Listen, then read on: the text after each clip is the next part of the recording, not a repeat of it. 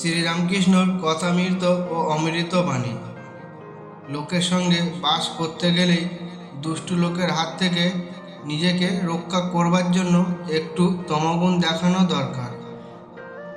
কিন্তু সে অনিষ্ট করবে বলে উল্টে তার অনিষ্ট করা উচিত নয়। কারণ এক মাঠে এক রাখাল গরু চড়াতো। সেই মাঠে একটা ভয়ানক বিষাক্ত সাপ ছিল।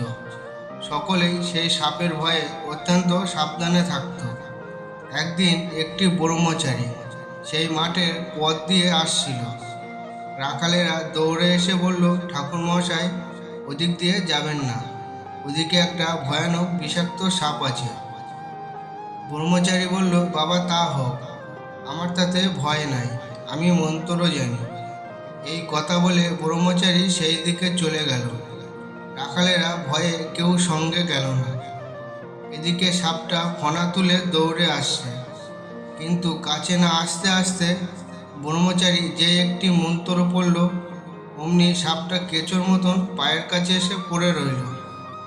ব্রহ্মচারী বলল, ওরে তুই কেন পরের হিংসা করে বেড়াস? আয় তোকে মন্ত্র দিব। এই মন্ত্র জপলে তোর ভগবানে ভক্তি হবে, ভগবান লাভ হবে, আর হিংসা প্রবৃত্তি থাকবে না। এই বলে সে সাপকে মন্ত্র দিল। সাপটা মন্ত্র পেয়ে গুরুকে প্রণাম করল আর জিজ্ঞাসা করল, ঠাকুর, কি করে সাধনা করব বলুন। গুরু বললেন, এই মন্ত্র জপ করো আর কারো হিংসা করো না।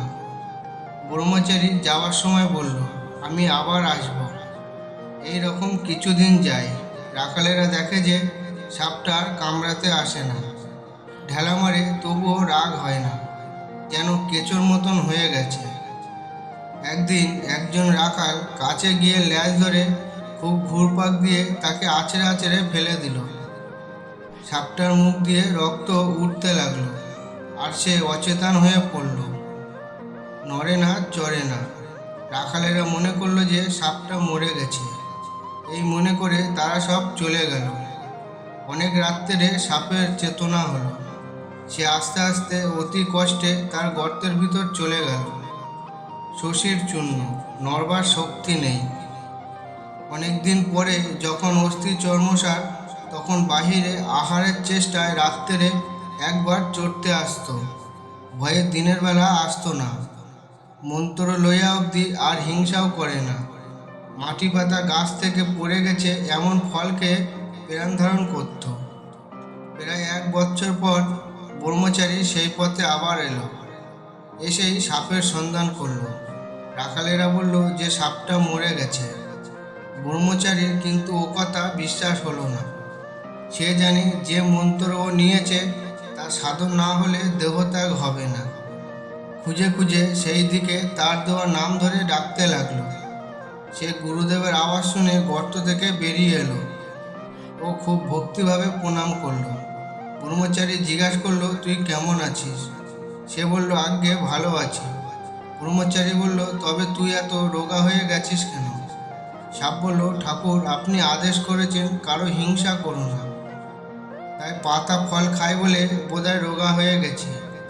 ওর সত্যগুণ হয়েছে কিনা তা কারো উপর ক্রোধ নাই। সে ভুলেই গেছিল যে রাখালেরা মেরে ফেলবার জোগাড় করেছিল। ব্রহ্মচারী বললে, শুধু না খাওয়ার দরুন এরূপ অবস্থা হয় না, অবশ্য আরও কারণ আছে। ভেবে দেখ। সাপটার মনে পড়ল যে রাখালেরা আছাড় মেরেছিল।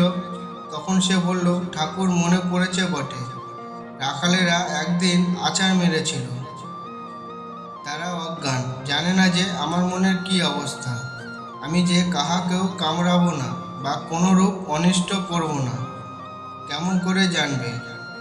ব্রহ্মচারী বললে, ছি, তুই এত বোকা, নিজেকে রক্ষা করতে জানিস না? আমি কামড়াতে বারণ করেছি, ফোঁস করতে নয়। ফোঁস করে তাদের ভয় দেখাস নাই কেন?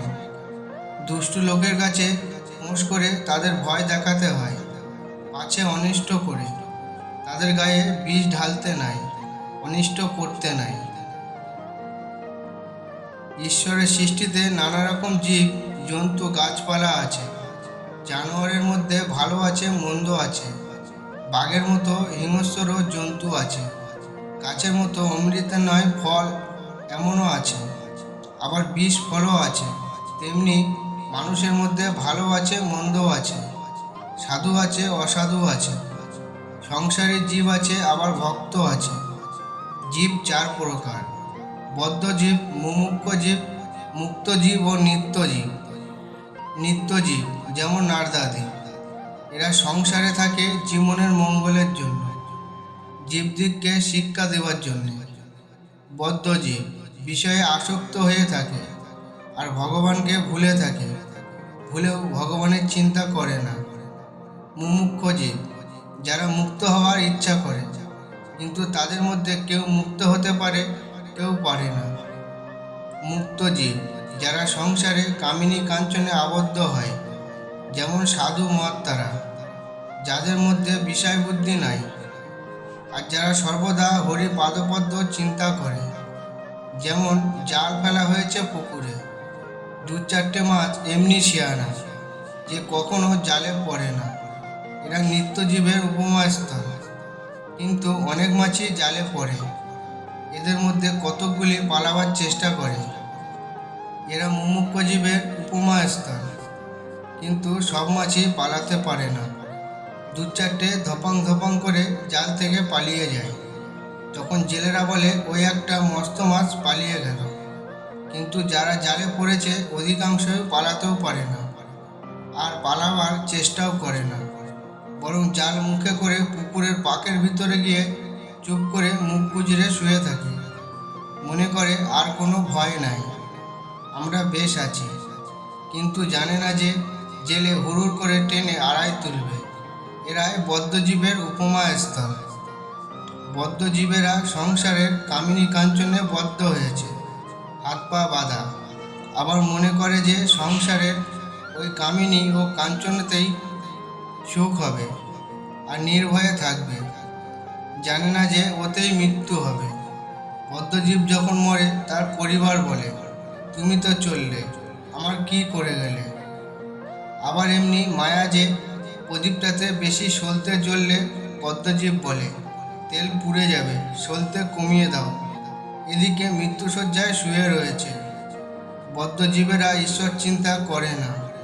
যদি অবসর হয় তাহলে আবোল তাবোল ফালতু গল্প করে, নয় মিছে কাজ করে। জিজ্ঞাসা করলে বলে, আমি চুপ করে থাকতে পারি না, তাই বেড়া বাঁধছি। হয়তো সময় কাটে না দেখে তাস খেলতে আরম্ভ করে।